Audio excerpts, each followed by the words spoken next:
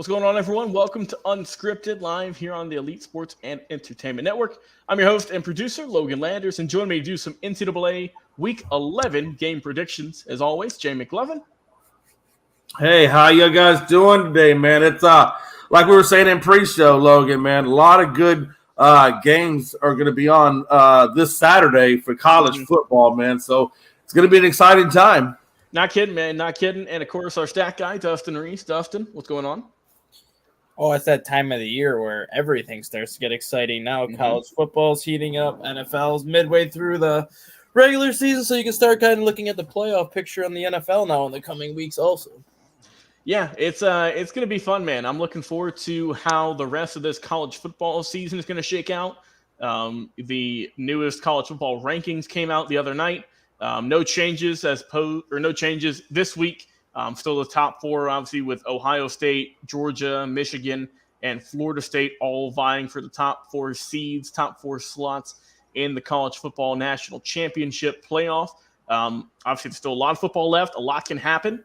But, yeah, this is where the real fun and the real nitty-gritty and who's for real and who isn't, that's where we see the boys from the men is around this time each and every single year in recent memory.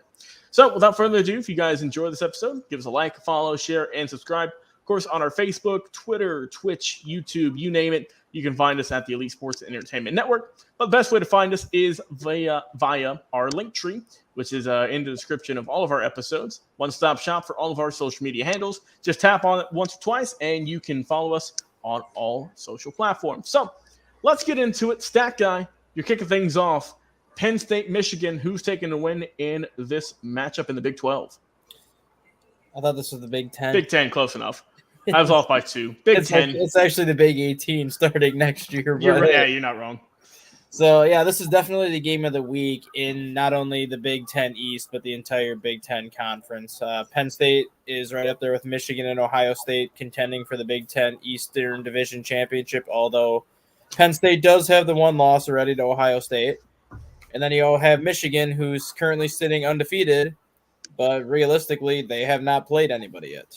It's going to be the first real test for Michigan this week. The game is in Happy Valley. I found this on the web. You found what on the web? What'd you find on the web, Jay?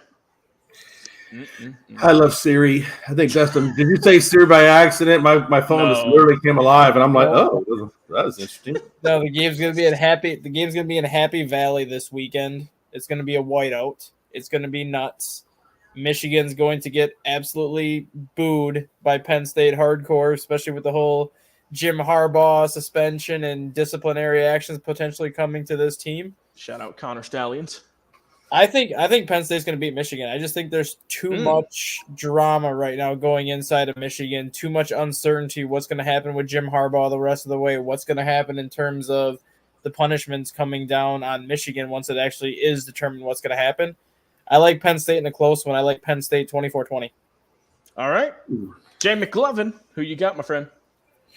Yeah, I really want Penn State to win this game. They are ranked number 10. Michigan is still 3, but I want them to win this game just because I think, I'm pretty sure I think Dustin said as well, that if Penn State wins this game, it's pretty much going to knock Michigan out of the top 4. And then, of course, they still could get back in because they still got to play. I think it's Ohio. I don't think they played Ohio yet. So they could still theoretically get back. But I really like this game. I think Allar, I think that's how you say his name, Allar, 1895, 20 touchdowns, and he's only got 1 pick. I mean, the guy's playing really, really good for Penn. And then McCarthy's not playing bad either at 21-34, 18, and only 3 interceptions. But for me, it's really more so that big double threat for that Michigan offense and Corum at the running game and Wilson at the receiving game. Corum has just got 16 touchdowns. Wilson's received 10 out of the 18 from McCarthy. So I think that the key for this game would be, number one, hopefully there were no people out there scouting Penn State's practices and stuff. And secondly, Corum, you got to stuff the run, be able to stuff the run and control him, especially at the goal line, and as well as hopefully you're able to put a good pressure on Wilson and not let him get those 10 touchdowns. So those are really that two-headed monster that Penn State has to concern itself with. They're doing well. They're doing okay themselves. I mean, their running backs, 119 at 573, and then their receivers, 51 catches at 645, and both of them have 4 touchdowns apiece. But they're nowhere near where Corum and Wilson are in terms of scoring, and that really is the biggest part of their offense is Corum and Wilson. So I definitely want to see those guys get controlled. If Penn State wants a chance at winning this game, they got to control those 2 guys for sure. And then also, hopefully, Logan, Michigan is not playing dirty. Yeah, we'll see. Yeah, that's going to be interesting, I think, more so in the off season, once kind of all the dust settles in just kind of football, and then they can really look at it and examine it, with them not having to play games and whatnot. But, yeah, not a good look for the Michigan Wolverine program, who – and just when we thought that, last year they had a really good run, obviously they were a top 4 team, and you thought, okay, they're still rolling this year. And then a scandal breaks. Still waiting for everything to come out about it. Obviously, we don't know the full details, but just initial looking at it, not knowing the full story, all signs seem to point towards something went wrong and they got caught. Not saying other teams don't do this, but Michigan's the ones who got caught. So that's just how the game works sometimes. You see it a lot. You see it in football. You see it in basketball a lot too, baseball, really all sports. And it doesn't happen a whole lot, a little bit more than some people might think. But it's whenever it does break, it's usually pretty major, and especially for Michigan, which is obviously a revered program, storied, all that. Not the best look. But coming into this matchup on Saturday, it's going to be a good matchup. I thought that Penn State was going to beat Ohio State the other week. Obviously, I was wrong with that prediction. But I don't know, because it's obviously they're going to want to have revenge on their mind with this. And that's for Michigan. They're just trying to win as many games as they can so that they don't get kicked out of the top 4. Because, look, if this is just hypothetical, but say they do run the table, say that they do go undefeated this year, lose any games and whatnot. It's hard to knock them out, regardless of what's going on away from the field. So that's probably their mindset. If I was in there, that would be my mindset. Just win all the games and see what happens then. It's going to be a good game, though, I think, too. Like I said, these 2 teams, they just hate each other. They always go hard at each other. But I'll go with a close one. I'll go with Michigan getting the tight win. Give me the Wolverines 34 and give me Penn State 28. So maybe a good game this upcoming Saturday. All right, we're going to the SEC now. And Dustin, who you got in Georgia versus Ole Miss? Georgia is still undefeated. Indeed. They're finding ways to survive without Brock Bowers right now. But they're not winning very impressively right now. And obviously not having Brock Bowers is definitely part of the reason for that. But you could kind of put the same situation on Georgia as Michigan, where Georgia really did not have that tough of a schedule the first 7 weeks. And now you're starting to kind of see that back end of the Georgia schedule that gets a lot tougher. And Georgia looks mortal. They're not the immortal Georgia that we've seen the last couple of years with Stetson Bennett and kind of the groups that they've had. Georgia is very beatable. And when it comes to Ole Miss, this is going to be the best offense that Georgia's seen so far this year. That Ole Miss offense, pretty much all season start to finish with Jackson Dart at quarterback, they've been cooking. And Lane Kiffin has actually done a phenomenal job with this team this year. This was a team that was supposed to be picked to finish, I think, 4th or 5th in their division. A team that was supposed to win only 7 games this year and kind of be barely making a bowl game. And here they are, a top 10 team in the country with a legitimate shot to win the SEC West yet this year if they can run the table. I think it's going to happen this year, so I'm going to say the upset. I'm going to go Ole Miss by 3 over Georgia this weekend. Man, I think this is now 3 weeks in a row where someone's predicted Georgia to lose. It started with Florida, and then we're going to keep it rolling. Jay, do you also have an upset, or are you going to have Georgia on top? Yeah, and correct me if I'm wrong, Bowers is still out, correct? Yeah, He's still hurt. out. He's still out. He's out 2 to 3 more weeks, yeah. Okay. Yeah, because that really is a big thing for me. Lane Kiffin loves to coach this Ole Miss team. He was quoted as saying they are a fun bunch of guys, and he really enjoys coaching them. So it's always a good thing when your coach loves to coach you, and it speaks well for them. Yeah, I'm not going to go against Georgia this week. I will tell you, I hope that Ole Miss does kick the crap out of Georgia. I really do. I'm praying for that almost.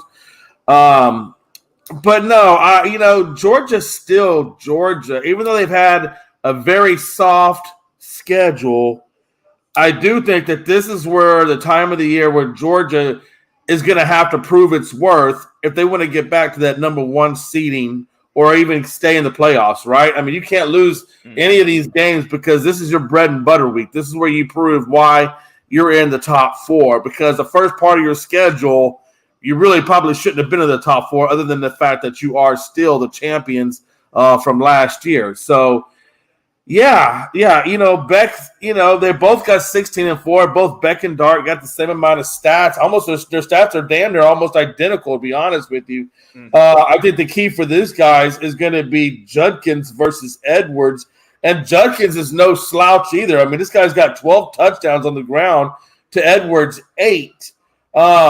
And I think that's where kind of Bowers comes into play in all this. I mean, the other guys the other wide receivers have really got to step up this week because Ole Miss has a pretty good defense. And so I am still going to rock with Georgia, but I would not be surprised if Ole Miss pulls out the upset. And I call it an upset since they're like number 9 over number 2 Georgia. So I'm still gonna say Georgia. I'm gonna say 21-13 in favor of Georgia, but it wouldn't surprise me if Ole Miss does walk away with the win here. All right. Jay, you mentioned, your big factor was, how are the receivers going to do? And then also how is the defense for Ole Miss going to handle the running game of Georgia? For me, I think it's just going to be a defensive battle. On paper, when you look at the stats, Georgia does, and I get they have played weaker opponents, but they do have a better offense in terms of points, in terms of yards. So far this season, not by a whole lot over Ole Miss. They're still doing great things, but Georgia's still a little bit better. And we know their defense is still top-notch. They can still do great things on defense with Georgia. And the thing that worries me about Ole Miss is when you look at their wins this year, and yes, they've only lost one game, 24-10 to Bama, but their defense hasn't been lights out per se against some of the better teams. Like LSU, you got the win 55-49. And then we look at their wins against Auburn and Arkansas, they only won that game by a touchdown, both of those. Now, they beat the crap out of Vanderbilt, which, as you should. And then they got the narrow win last weekend against Texas A&M, unranked Texas A&M also. So it's not like Ole Miss has been running away with games. They do have a really good team. I do like what Lane Kiffin and Jackson Dart have been up to. And I'm not saying Georgia's been blowing people out of the water by any means necessary, as we saw in years past. But on paper, I still have to rock with Georgia, getting the win in this one. I think Ole Miss put up a good fight. We saw that Missouri was able to kind of test those waters last week. Not able to pull it out, but they still put up a good fight. I think we'll see more of the same this upcoming weekend. So with that being said, give me the Georgia Bulldogs taking the win in this one. I'll go Georgia with a score of 30, and I will have Ole Miss getting 23 on the ball game. So good game here, and excited to see what's going to happen in the SEC. All right, flipping over to a little bit of Heisman watch here. Michael Penix Jr. in Washington taking on Utah. Dustin, who do you got winning this one? Oh, looks like Dustin has stepped away. That's all right. There he is. There he goes. What's up? Who you got winning this one, my friend? This is going to be the toughest test that Michael Penix Jr. has faced yet this season in terms of a defense. This will be the best defense that he's going to see the rest of the way, and it's a defense that can force turnovers. We saw them force 3 turnovers of Caleb Williams. Even though Bo Nix and Oregon basically blew the doors off of Utah, they still forced 2 turnovers of Bo Nix, and Penix Jr. has done a good job of taking care of the ball. He's only had 1 game with multiple turnovers, but that was the game that they won 15-6 over Arizona State, where he fumbled twice and then threw another interception on a tipped pass. So I do expect Penix Jr. to turn it over once in this game. I don't know if it'll be a fumble or an interception, but he will turn it over. But then again, this is also, outside of that Oregon game, the best offense that Utah is going to see all season also. We saw what they can do offensively against a USC defense that is absolutely terrible. And granted, Washington's defense isn't much better, if better at all, but Washington just has too many playmakers. They have a running back who ran for 260 last week. They have Odunze, who's turning himself into one of the best wide receivers in college football and is probably third in the country. I would put Harrison Jr. number 1, and then Malik Neighbors of LSU number 2, and then I would put Odunze number 3. So they probably got a top 3 receiver there. Obviously, everyone knows who Penix is. If Cam Rising was playing in this game, I would probably go with Utah. But without Cam Rising, they just don't have that game-changing quarterback that would be able to make a play when you need it. I see Washington staying unbeaten. I think it's going to be another close game, but I think Washington wins it. I'm going to go 42-31. All right, high-scoring affair. Love to see it. Jay McLovin, do you have a similar result with the Huskies coming out on top and remaining undefeated? Yeah, I'm right there with what Dustin was talking about in terms of the quarterback play for Utah. If it was Rising, then I think this would be a hell of a lot closer game. But the fact that they got Barnes in there, and Barnes just kind of looks like crap, honestly. I mean, he's got 8 touchdowns to 5 interceptions. And I always say, when your interceptions are almost equal to your touchdowns, that's kind of a big issue, especially going up against a team like Washington. Now, I will say this, and I have said this many times, and Dustin knows how I feel about Washington's defense, which is crap. Like, Washington has the crappiest defense I've ever seen. So, because of that, no. They have a crappy defense. They just do. Not the crappiest. USC's the crappiest. That's true. Are we finished? Go ahead. Okay.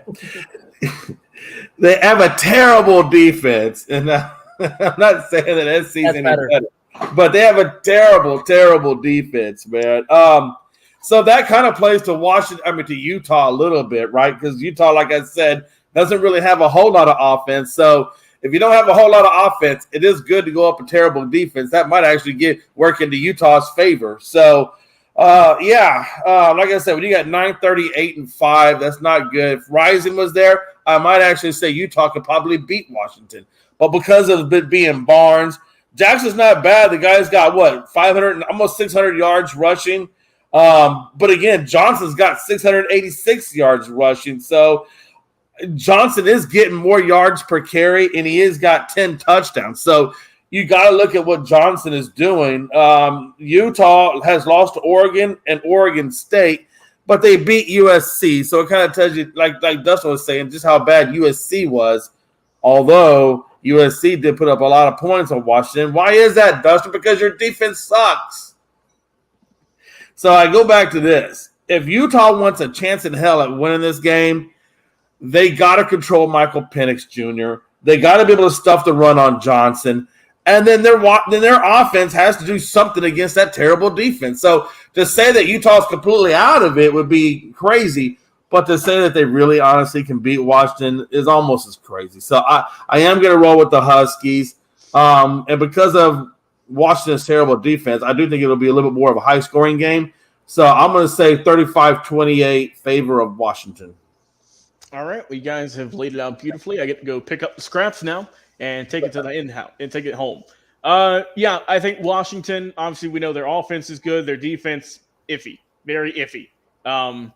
Utah. Is that another word for terrible or crappy or sucks? It ain't good, Jay. It ain't good at all. Ain't hot at all. Now, like Dustin had mentioned, if Cam Rising had been playing this game, I think it'd be a lot more interesting. I'm not saying it's going to be a bad game by any means necessary, but it would definitely have maybe swayed some points in the favor of Utah. But I like what Washington's been up to this year, obviously undefeated. And I think they'll continue that trend with a win over Utah. High-scoring game in this one, give me Washington 42 and give me Utah 38. So you know what this Washington team reminds me a lot of? who or what? That TCU team from last year. A Where team that really no one saw coming, and a team that like everyone knew like Washington was going to be good because of Penix, but they didn't think that they were going to be kind of where they are right now. And the same thing with TCU.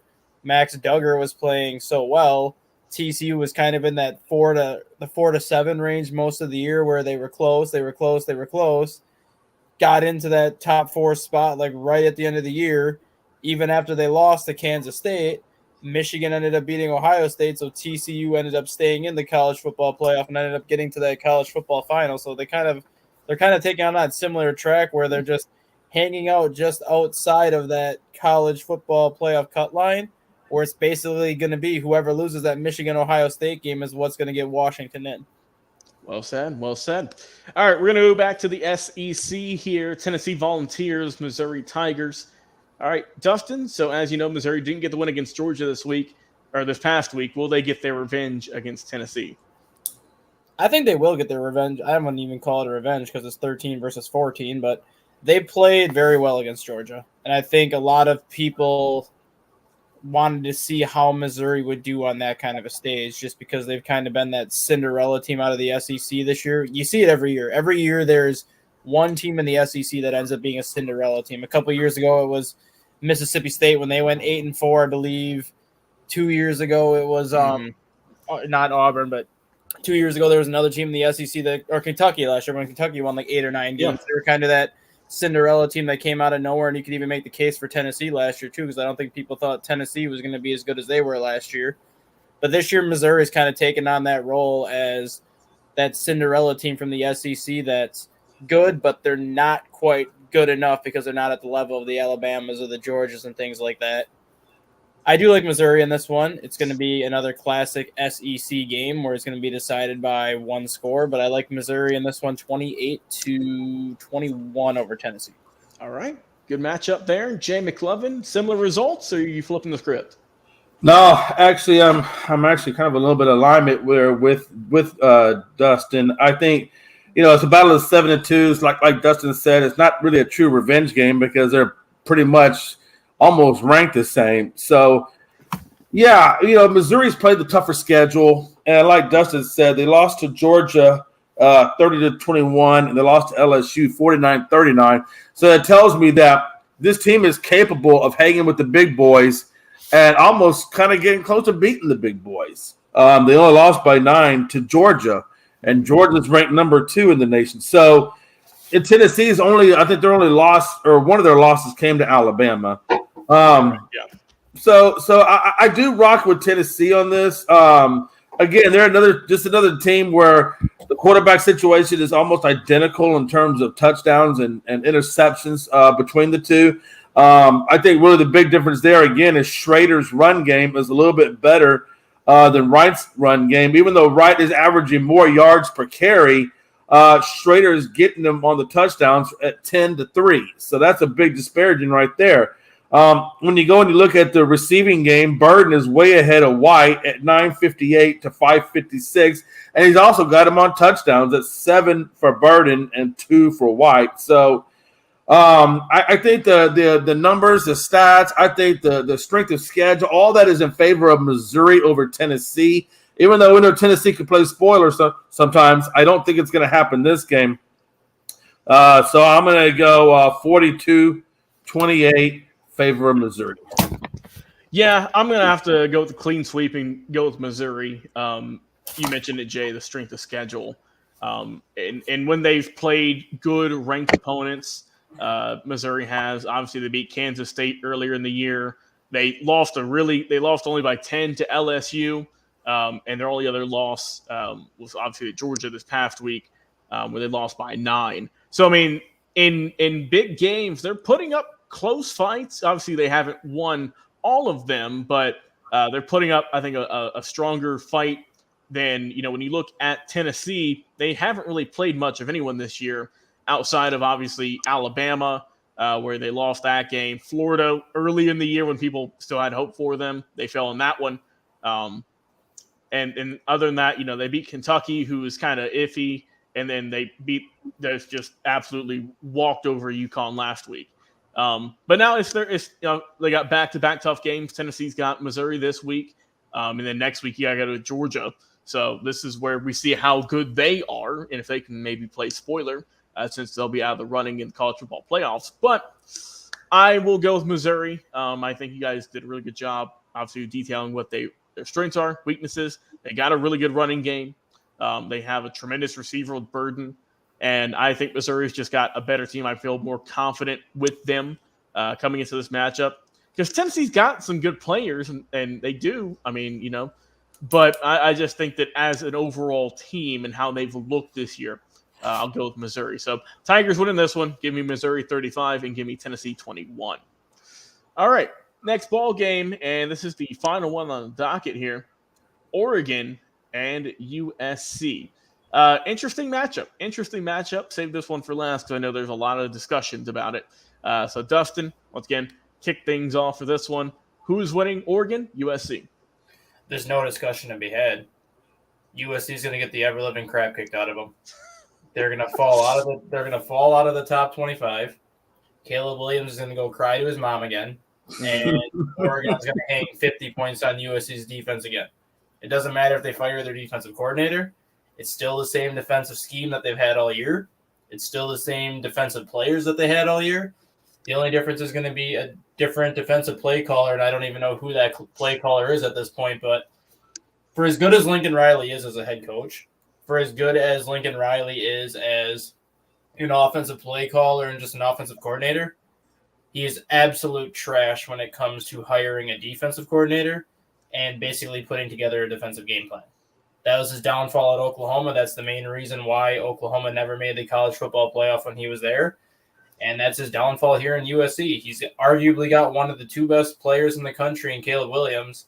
And yet Caleb Williams is going to have nothing to show for it because USC is going to lose their fourth game of the season because their defense gives up 40 points every single week. Granted, Williams hasn't made it easy on himself the last couple of weeks because he's had a lot of stupid turnovers, and I think a lot of teams this year especially have realized that when you can rattle him a little bit, he does kind of self-destruct and make a lot of dumb decisions, and that was something that a lot of people didn't see out of him last year when he won the Heisman as opposed to this year. Bo Nix is playing the best football that he's ever played. This Oregon team just seems like a little bit different team since they lost to Washington a couple weeks ago, and I will say Washington is ranked higher because they beat Oregon. Mm-hmm. But the main reason why Washington is ranked higher, it's because Washington is undefeated and Oregon has that one loss. But I will say right now that Oregon is playing better football than Washington is right now. So when they meet in that Pac-12 championship game, I think it's going to be interesting. But I got Oregon going away pretty easy in this one. I got Oregon 56 and USC 40. Jay, does Oregon put up 60? Man, you know what? It wouldn't surprise me if they did, to be honest with you. I think, correct me if I'm wrong, I think Washington put up like 50 on USC, didn't they? Yeah, it was 56-45. Yeah, so if Washington could put almost 60 up on them, who's to say Oregon won't do the same thing? USC is just they're just not a good team this year. USC has lost to Washington, Utah, and Notre Dame. So every time SC has ever played a ranked component or a really good opponent, they just can't hang with them. Oregon, on the other hand, can, and Oregon has. Honestly, Oregon almost beat Washington. They only lost to Washington by a field goal. So that just tells you how good Oregon is. To say that 62 or 60 can't be put up on SC by either one of these teams is not a far-fetched idea. Like I said, if you look at Williams and Nix, they're not too far off. I think I think Nix almost has a little bit better stat line than Williams in terms of the interceptions. But then when you look at Lloyd and you look at I forget who the other guy is over there for Oregon, but Oregon, I think is it Wright or is it who's the running back? I know he has more touch. I think he has like 10 touchdowns. Are you talking the running back or? Yeah, the running back. Yeah. For USC or for Oregon? Oregon. Irving. Thank you. Irving versus Lloyd. Irving has a little bit better touchdowns, or a lot better touchdowns than what Lloyd does. I think Lloyd's got like 2 touchdowns, and I think Irving has like 10 or somewhere in that neighborhood. So I think the run game and I think the receiving game plays heavily in favor of Oregon. I think we know SC's defense is crap, which is why I think that Oregon could possibly put 60 on them. So I'm gonna, for all those reasons, SC is just garbage this year. And I'll be honest with you, if Caleb Williams still thinks he can get a piece of an NFL franchise, he is definitely smoking some crack cocaine. And I might even call them Southern Crack. That's what SC stands for. University of Southern Crack. No, but for that reasons, I'm going to go Oregon over USC, and I'm just going to say it's 60-28. I'm going to call it 60-28 in favor of Oregon. Okay. Well, since we're all putting high numbers on stuff, I might as well join the party. Is it a wild statement, guys, for me to say that they should just have Caleb Williams just sit out? No, and when I say that, because I just look back at USC's entire schedule from like start to finish. Yeah, they gave up 14 points to Nevada, 10 points to Stanford. Then every other game this season, they've given up at least 28 points, and that includes San Jose State 28, Arizona State 28, Colorado 41, Arizona 41, Notre Dame 48, Utah 34, California 49, and then last week.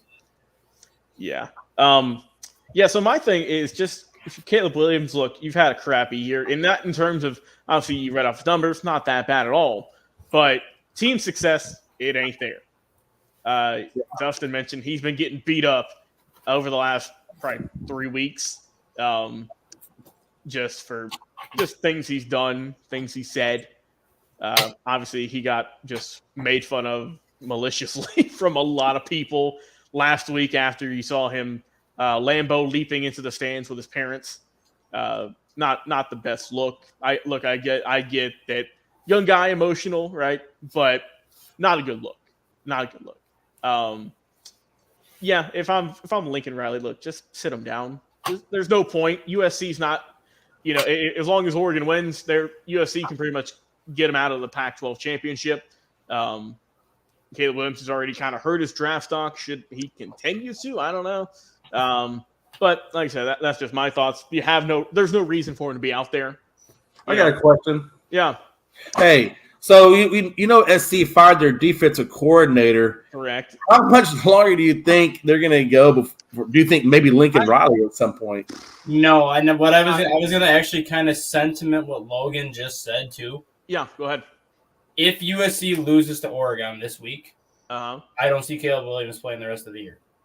That's fair. Because at that point, there's 2 games left. There's nothing for them to play for at that point.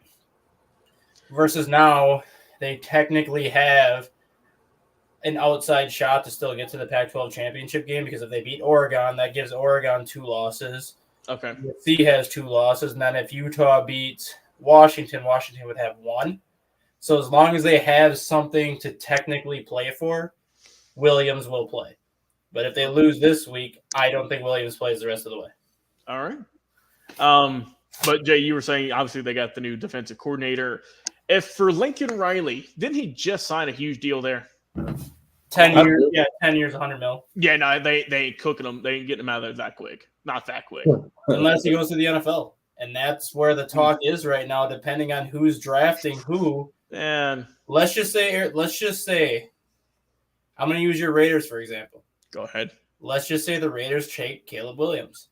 Raiders need a head coach. What's to stop the Raiders from taking Caleb Williams and bringing Lincoln Riley over with him? I still have a bad taste in my mouth, Dustin, from Josh McDaniels. Well, I get that, though, but I know. It's a system that Williams has run the last 3 years because he had it in Oklahoma, too. So it's I get it, but I don't know, man. I'm not on board with that at the moment. I'm just trying to get. I only use your team as an No, example. I understand. I do. My I'm team's just not saying. in a position for a new head coach. Jay's team's not in a position for. Jay's team should be from They what should be, Jay's but saying. they're not in a position. They should like, be. Yeah. So in general, like the Raiders right now, got you. out of us three, the Raiders would be the only team that's like in a position for a new head coach Right. and a new quarterback. So that's Right. why, like, depending on who's going to draft Caleb Williams, who's to stop that same team from being like, we'll take Caleb Williams in round 1.